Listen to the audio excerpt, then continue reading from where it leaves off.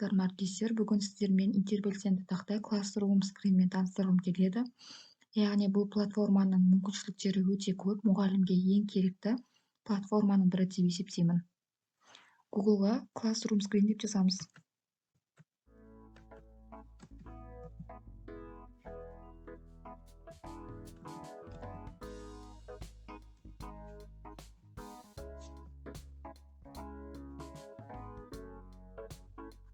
Мінекей бізде осындай окно ашылады.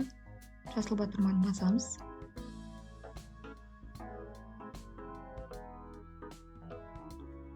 Мінекей бізде осындай бет ашылады.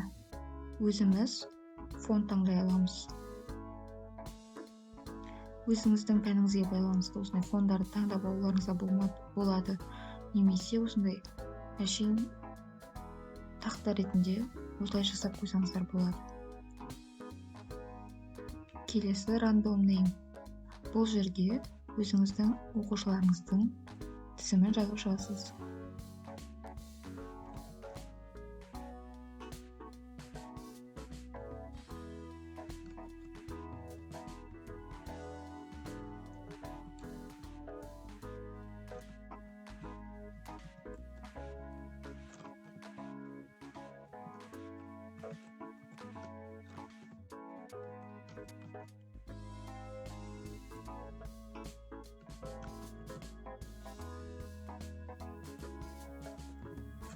Тізімді жазып болғаннан кейін, мысалы сабаққа шығару мақсатында осылай таңдап алсаңыздар болады. Аттарын жазып, выбирать дегенді басамыз, таңдау. Яғни Аяжан. Аяжан бүгін сабақ айтады.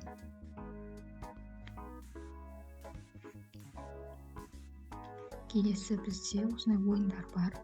Әртүрлі идеяңызға байланысты балаларға ойнатсаңыздар болады.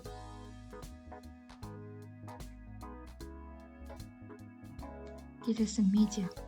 Бұл жерде өзіңіздің тақырыбыңызға байланысты өзіңіз дайындап келген материалдарды қоя аласыздар.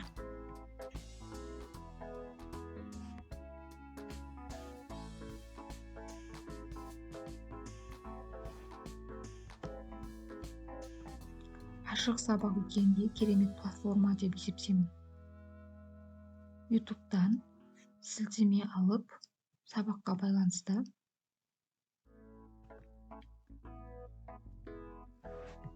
мысал ретінде көрсетейін.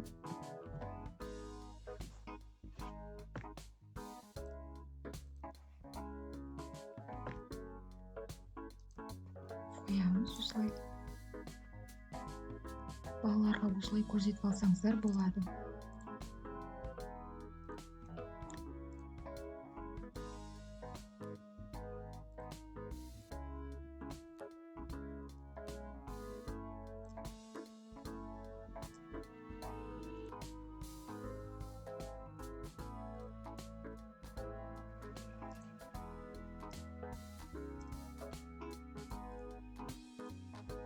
Келесі сабақтың тақырыбын жазып қоямыз.